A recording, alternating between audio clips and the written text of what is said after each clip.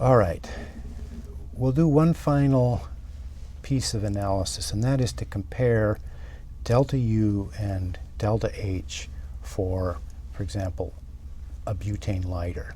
We want to compare the quantities involved in this. We first write down the first law of thermodynamics, and we recognize that if we're going to do this at constant pressure, the heat term is Q sub P, and the work term is minus P times delta V. We also know that delta U is equal to the heat release at constant volume, so we have those equalities. But the change in enthalpy, which is equal to the change in internal energy plus P delta V, and again we remind ourselves that this is for constant pressure, so putting in the value for delta U, we solve directly for the fact that delta H is the heat release at constant pressure. So now we want to ask the question, how much do delta U and delta H differ? That is, quantitatively, how do they differ? Is the P delta V term approximately equal in magnitude to the heat release at constant pressure? Is the work term larger in magnitude than the heat release at constant pressure? Is it smaller than the magnitude of the heat release at constant pressure? Or you can't tell. Well, let's run an actual experiment and test which of these cases is true, because it carries a huge amount of importance for distinguishing between delta U and delta H.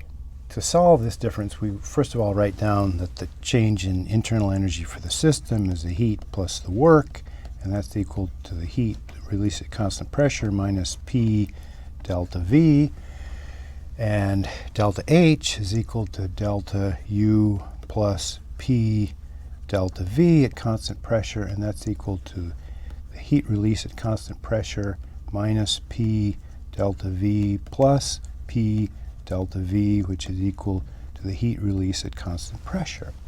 All right, so now we can compare the heat release at constant pressure and the work term P delta V directly.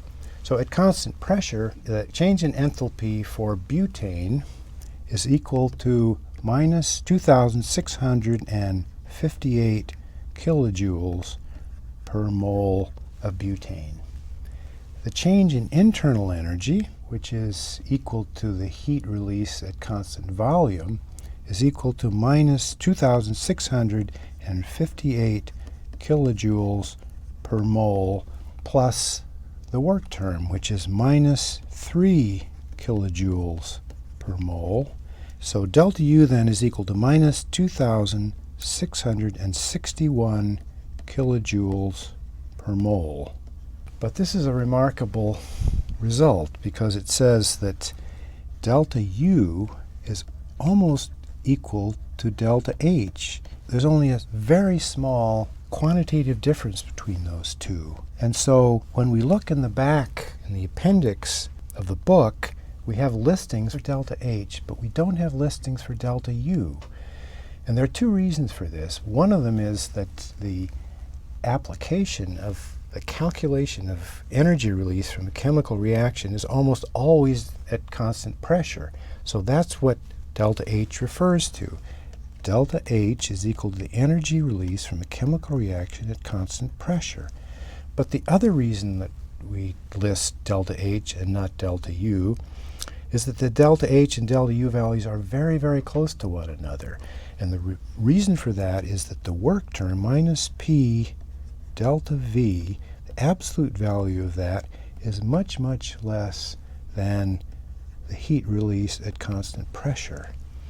So the fact that the work term is very small means that we can quite accurately calculate delta U, even though we only have values of delta H in the appendix.